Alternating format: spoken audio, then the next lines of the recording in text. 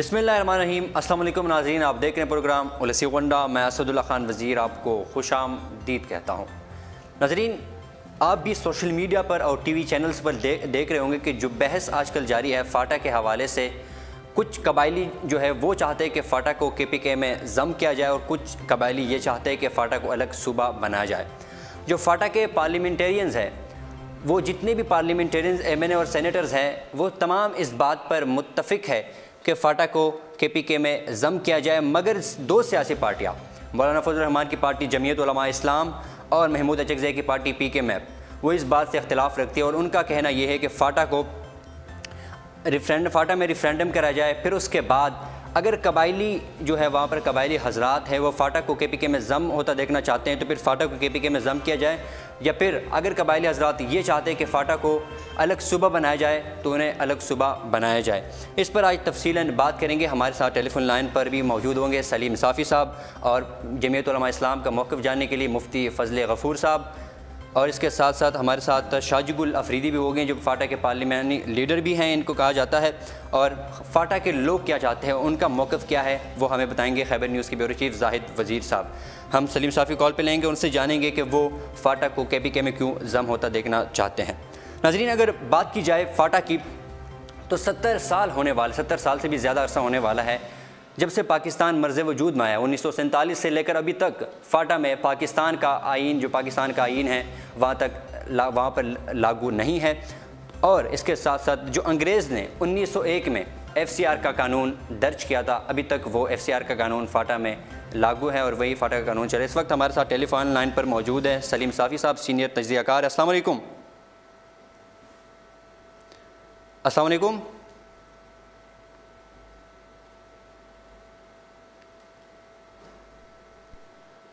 अस्सलाम वालेकुम। वालेकुम सलाम। साफ़ी साहब, बहुत शुक्रिया अपना कीमती वक्त देने के लिए। नेशनल एक्शन प्लान में जो 12 नंबर पर फ़ाटा रिफॉर्म्स की बात की गई थी, फ़ाटा रिफॉर्म्स का जिक्र किया गया था, लेकिन 3 साल होने वाले हैं, हुकूमत ने अभी तक फ़ाटा रिफॉर्म्स पर इस्लाहात जो है उनको इम्प्लीमेंट नहीं किया। आखिर वजूहात क्या है, हुकूमत इतने डिले क्यों कर रही है?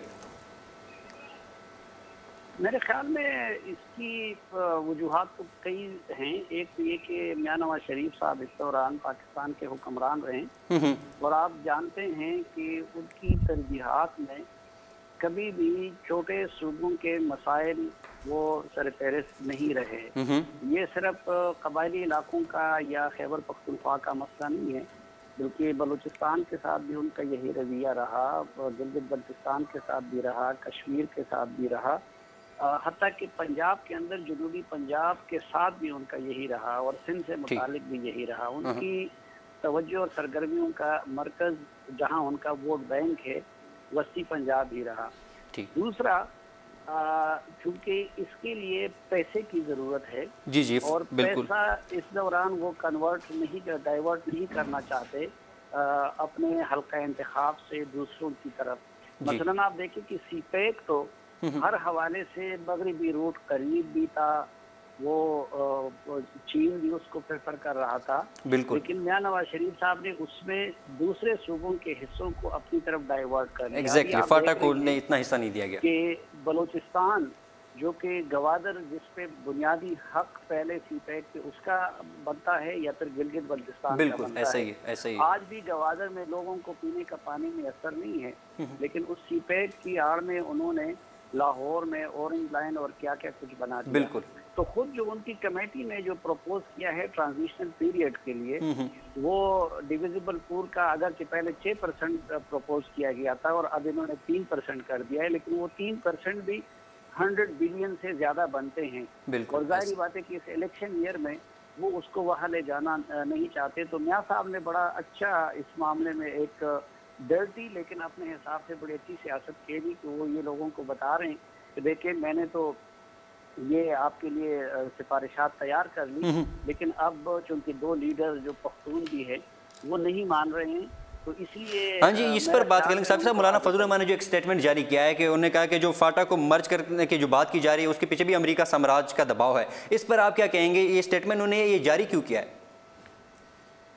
देखिए, पहली बात तो ये है कि पाकिस्तान के दोनों बॉर्डर्स पे, मशरिकी बॉर्डर पे भी और मगरबी बॉर्डर पे भी अगर कुछ तनाज़ात जोड़े हैं तो वो अंग्रेज साम्राज्य ने छोड़े हैं, जिसकी जगह अब अमेरिका ने ली है। एग्जैक्टली ऐसे ही। तो माजी में वही लोग जो पाकिस्तान मुखालिफ रहे हैं वो इस चीज़ की मुखालफत करते रहे, कभी ड्यूरिंग लाइन का इशू बना के कि ये कबायली इलाके मुकम्मल तौर पर पाकिस्तान के वजूद का हिस्सा ना बने। दूसरा कि ये कबायली इलाकों की ये हैसियत रही, तो इस वजह से कोल्ड वार के दिनों में भी अमेरिका ने उसको अपने लिए एक लेबॉर्ट्री के तौर पर और लॉन्चिंग पैड के तौर पर इस्तेमाल किया। बिल्कुल। और जब तक इन कबायली इलाकों की इसी तरह की हैसियत रहेगी तो ये आलमी इस्टेब्लिशमेंट को भी सूट करता है और शायद पाकिस्तानी इस्टेब्लिशमेंट को भी सूट करता है। लेकिन ये तो अब वहाँ के अवाम इस जुल्म से इतने तंग आ गए हैं कि वो खुद उठ खड़े हुए हैं। बाकी देखिए कि ये जो सिफारिशात हैं, तो सलीम साहब आपको ये लगता है कि जो फरज़ जो स्टेटमेंट दी वो बिल्कुल सही है, अमेरिका का दबाव है इसके ऊपर? नहीं, मेरे ख्याल में अमेरिका का दबाव तो इसके लिए होगा कि ये इलाके मुकम्मल तौर पर पाकिस्तान का हिस्सा ना बने और इनका इंतजाम ना हो। लेकिन इसके लिए तो मुझे अमेरिकी दबाव का कोई वो जवाब नजर नहीं आता कि अमेरिका इसको जम करना चाहेगा। दूसरी बात ये कि देखिए ये जो इंजमाम की तजवीज़ है ये एक कमेटी ने दी है जिसके सरबराह थे सरताज अजीज, जिसमें गवर्नर KPK रुकन थे, जिसमें अकरम दुरानी के साथ एक साथ बैठने वाले वज़ीर इरफान रुकन थे। तो ये तो उस हुकूमत ने ये कमेटी बनाई थी जिसके मौलाना फजल रहमान साहब हिस्सा हैं, और फिर उस काबीना ने इन सिफारिशात की मंजूरी दी है जिसमें अकरम दुरानी साहब भी बैठे थे।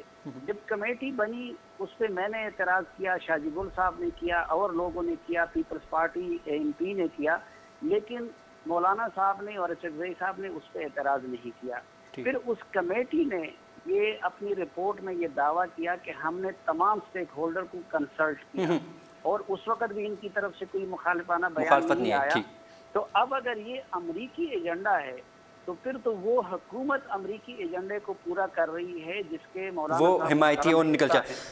तो ये तो वो गोया अपने खिलाफ एक चार्जशीट पेश कर रहे हैं, अगर खुदा न खास्ता है। सबसे आपने बात की कि जो वहाँ के लोग चाहते हैं कि फाटा को KPK में जम किया जाए, लेकिन मेरा एक जरगा हुआ वहाँ के मीरान शाह में जो मलकान हैं, जो मुशरान हैं, उनके साथ मेरा एक जरगा हुआ, उनका ये कहना था कि वो कतन नहीं चाहते कि फाटा को KPK में जम किया जाए। हाँ, अलबत्ता वो ये चाहते हैं कि FCR में कुछ रिफॉर्म्स की जाए, FCR में इस्लाहात लाए जाए और वो FCR के नीचे ही ज़िंदगी गुजारना चाहते हैं।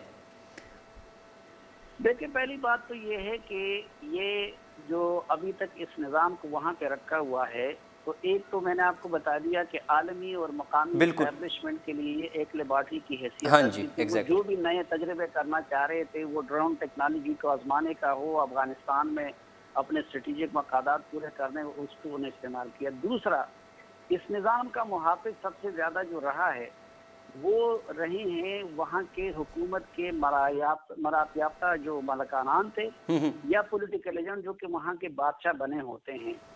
अब जो हिस्टोरिकल तसलसल के नतीजे में जो मलिक थे और जो पॉलिटिकल सिस्टम की बुनियाद थे, उनको या तो मारा गया या फिर मुल्क इलाकों से निकाल लिए गए वो। बिल्कुल, क्योंकि देखिए वहाँ पे कंट्रोल था फौज तालिबान का, उसने वहाँ से पॉलिटिकल एजेंट और मलिक को बेअसर किया। बिल्कुल, तालिब से कंट्रोल ले लिया है फौज ने। अब फौज जाके कंट्रोल किसी को सपोर्ट करेगी वहाँ का।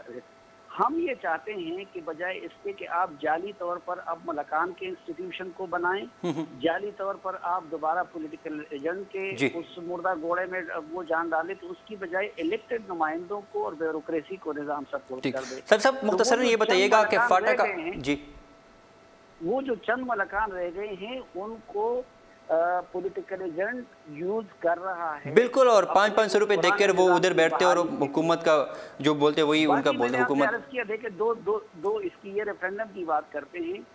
फाटा रिसर्च सेंटर ने जर्मन हुकूमत के स्पॉन्सरशिप से एक सर्वे किया है और वो सर्वे के लिए तमाम जो इस वक्त मुसल्लमा मायारात है उन पे उसको पूरा किया गया है। वो लोगों के बैलेट भी उन्होंने अपने साथ संभाल रखे हैं। उसमें आप देख ले कि वाज़ी अक्सरियत वो उसके हक में है। नंबर 2, जो हुकूमती कमेटी जिस वक्त जा रही थी और हर एजेंसी में और दावा कर रही थी कि हम कंसल्ट कर रहे हैं लोगों से, तो उस वक्त तो किसी ने मौलाना साहब वगैरह ने और किसी ने इनकी बात नहीं की। सब आखिरी सवाल कर रही है कि अक्सरियत ये चाहती है जी सर साहब आखिरी सवाल मुख्तसरन सिर्फ हाँ और ना में जवाब दीजिएगा। आप देख रहे हैं कि फाटा को KPK में इंजमाम होता है, देख रहे हैं फाटा का, हाँ और ना में जवाब दीजिएगा। ये तारीख के पहिए को कोई भी घुमा के पीछे नहीं ले जा सकता। उन लोगों ने 47 में पाकिस्तान में शमूलियत का फैसला किया था अपनी मर्जी से, और आज वो हर हवाले से नई नस्ल पाकिस्तान का हिस्सा बनना चाहती है। 21वीं सदी में आप उन लोगों को मजीद इस निज़ाम का गुलाम नहीं रख सकते कि जो जंगलों में भी वो निज़ाम नहीं होगा। अब वहाँ के यूथ उठ खड़े हुए हैं और आप देख रहे हैं कि फाटा KPK में जम होगा। इसके बगैर जब एक चीज पीपल्स पार्टी चाहती है, MP चाहती है, PTI चाहती है, मुस्लिम लीग नून चाहती है, वहाँ के अवाम चाहते हैं, मीडिया चाहता है और अब फौज भी मान गई है, तो उस चीज को आखिर कब तक इस तरह के ताखीरी हरबों से रोका जा सकेगा? इसके बगैर कोई रास्ता नहीं है। ठीक है, बहुत शुक्रिया सलीम साफ़ी साहब अपना कीमती वक्त देने के लिए। हमारे साथ सलीम साफ़ी मौजूद थे, सीनियर तजियाकार हैं। उन्होंने कहा कि फाटा हर हाल में KPK में जम होगा क्योंकि इसके अलावा कोई और रास्ता नहीं है। 70 साल से जो कबायली भाई हैं वो FCR के जो काला कानून है, जिसे काला कानून भी कहते हैं, उसके नीचे ज़िंदगी गुजारी है, जो 1901 में अंग्रेज़ साम्राज्य ने लागू किया। जाहिद वज़ीर को हम लाइन पर लेने की कोशिश कर रहे हैं। अस्सलाम वालेकुम। अस्सलाम वालेकुम जाहिद वज़ीर, सलीम साफ़ी सर खबरें वशवे आगा वाई चे फाटा KPK सर मर्ज कवल आसाना खबर दा खो यू अलग सुबह जोड़ावल के ढेर मुश्किल खबर दा तस वायदे बारी के زه وایم چې ګورې هر قبایل دا غواړي چې هغې مین سټریم ته راشي، هغوی چې د مشکلاتو او مصایبو نه خلاص شي. خو خبره دا ده چې په دې مرجر باندې په دې انضمام باندې موږ 3-4 کاله ضایع کړل. هسې هم چې کوم مین سټریمینګ دی قومي دایره کې فاټا شاملول دا د نیشنل ایکشن پلان چې دی حصه ده، برخه ده، دا به هرومرو کېږي، مین سټریمینګ به کېږي. مرجر یا اخوا دیخوا په دې باندې سیاست روان دی، په دې باندې سیاست چې کوم زموږ پارلیمنټریانز دي یا سیاسي پارټۍ د هغې پې خپل سیاست پړه کوي. درې کالو کې که موږ لږ څه هم کړي یو، زموږ اصل مسله څه ده؟ ګورې دا چې کوم فاټا اصلاحاتو د په داسې ټایم کې راغلل، دغه چې کومه کمیټي جوړه شوله چې په شمالي وزیرستان کې ضرب عضب جنګ په پیک باندې و، په عروج باندې و، خلک چې دي په بنو کې په ټانګ ډېر اسماعیل خان کر کې کړېدل، کورونه هم نه وو، په خیمو کې ژوند کولو. هغوی بنیادي ستونزه، بنیادي مشکل دا و چې هغوی زر تر زره واپسي وکړي. نو په دې ټایم کې دغه اصلاحات راغلل. دغه کمیټې چې چېرته هم تللي دي هلته ورته خلکو دا ویلي دي چې اول زموږ خپلې مسلې حل کړې، موږ واپس ولګي، هغې نه پس به موږ ځو. نو زه دا وایم چې دغه چې کومه اصلاحاتي کمیټې وه، د دې مین مقصد هم دا و چې د خلکو د بیسک بنیادي مسلو نه چې دی توجه واوړي. نو په 3 کاله کې که موږ لږ څه هم کړي وي، زموږ کورونه ړنګ شوي دي، موږ در په در شوي یو، موږ مړ شوي یو، شهیدان شوي یو، زموږ معاوضې دې دپاره هېڅ چا هم هېڅ هم نه دي کړي. زموږ چې کوم د فاټا پارلیمنټریانز دي هغوی هم مرجر پورې یا فاټا اصلاحات پورې انختی دي، هغوی پرې لاس کړی دی. نو دوی په خپله حلقه کې هېڅ هم نه دي کړي. دوی ته د سیاست دپاره صرف او صرف دغه اصلاحات مرجر پاتې دی. زه دا وایم چې مرجر دی بیخي وشي، خلک خوشحالېږي، خو په دې کې ګورنمنټ زموږ سره چې دی هغه سنجیده نه دی، هغه مخلص نه دی. په کار دغه ده چې دې سره سره چې د قبایلو کومې مین مسلې دي، تعلیم په مد کې، دغه رنګه د صحت په مد کې، هغه هم شي. زموږ سکولونو کې، زموږ کالجونو کې فورسز پراته دي، بلډینګونه یې نیولي دي. ضرب عضب په شمالي وزیرستان کې وشو، زموږ 3 غړ کالجونه تر اوسه پورې بند دي. خلک واپس ترې زموږ ماشومان یې، زموږ هلکان چېرته سبق وایي؟ همدغه رنګه اورکزۍ کې کالجونه ړنګ دي، سکولونه ړنګ دي، هغې کې فورسز پراته دي. نو زموږ تعلیم چې دغه خو ٹھیک مسئله شته کوم فاټا ملکون دي مشرون دي، هغه دی چې فاټا د KPK سره نظم کېږي. ته هم فاټا ته بار بار زه خلک څه وایي؟ خلک دی چې فاټا د KPK سره ضم شي یا د یوه ګوشي صوبه غواړي. کوم خلک چې په فاټا کې پراته دي، ګورې هغې د دې سره هېڅ سروکار نشته چې به یې فاټا دې مرج شي یا د ځان نه صوبه جوړه شي. هغوی وایي چې موږ د مشکلاتو نه وباسئ. زه دا وایم سچ چې په فاټا کې نن سبا ته لاړ شه شمالي وزیرستان ته، هلته کم FCR دی. د 15 ورځې چې کرفیو نافظ و اسد خیلو کې، آیا دا د FCR لاندې، آیا د پولیټیکل ایډمنسټریشن نافظ کړې وه؟ ټیک ته هغوی دا مسلې چې موږ د مشکلاتو مصیبتونو نه وباسئ، هغوی د دې هېڅ سروکار هم نشته. هغوی وایي که مرجر وي، که بېله صوبه وي، خو زموږ د فري مومنټ کېږي، موږ ته بیسک سہولیات راکړي. نو زه وایم چې کوم خلک په پېښور کې ناستې، لاهور، کراچۍ کې ناستې، هغوی وایي چې مرجر د وشي. چې کوم خلک په وزیرستان، میناشا کې ناستې، باجوړ، مومند، همدغه رنګه په نورو سیمو اورکزۍ کې ناستې، کورمه کې ناستې، لکه هغوی نه هم تپوس وکړي چې هغوی څه غواړي. هغوی خپل رایټس، خپل حقوق غواړي.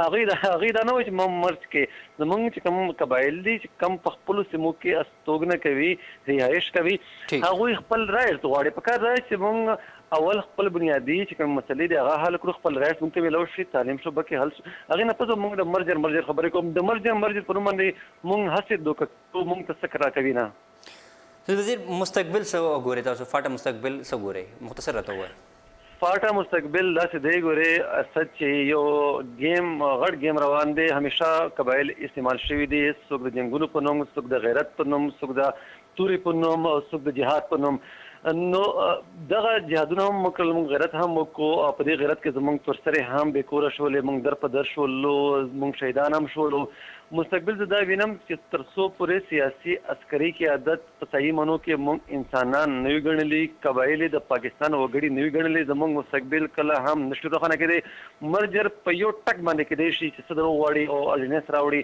دا مرجر کېدی شي خو دوی نه غواړي چې مونږ قبایلو ته خپل حقوق ورکړو او دوی د مونږ آزاد شهري وګڼو مهرباني ډېره مننه जी हमारे साथ जाहिद वज़ीर मौजूद थे उनका कहना था कि जो वहाँ पर फ़ाटा के लोग हैं वो चाहते हैं जो मशरान है जो वहाँ के जो यूथ चाहती है कि फ़ाटा को KPK में ज़म किया जाए लेकिन जो वहाँ के मशरान हैं वहाँ के जो मलकान जिन्हें कहा जाता है वो चाहते हैं कि यहाँ पर रेफरेंडम कराया जाए कबायलियों से बाकायदा एक एक कबायली की राय ली जाए कि आया वो चाहते हैं कि उनका जो है वो आया वो ये चाहते हैं कि फ़ाटा को KPK में ज़म किया जाए या फिर वो चाहते हैं कि फ़ाटा को अलग सूबे में तब्दील किया जाए लेकिन ऐसा हो नहीं रहा हुकूमत ये चाह रही हुकूमत ने जो शाहिद खान अब्बासी ने कहा है कि 2018 के इलेक्शन में हम कुछ जो प्रोविंशियल असम्बली की सीट से वो फ़ाटा को देंगे। ये था आज का प्रोग्राम। आप भी हम अपना फीडबैक ज़रूर दीजिएगा जो कबायली इस वक्त मुझे देख रहे हैं कि हमें कमेंट में ज़रूर बताइएगा कि आप क्या चाहते हैं। आप चाहते हैं कि फ़ाटा को KPK में ज़म किया जाए या फिर आप लोग ये चाहते हैं कि फ़ाटा को अलग सूबा बनाया जाए। बहुत शुक्रिया, अपना फीडबैक ज़रूर दीजिएगा। अल्लाह हाफ़िज़।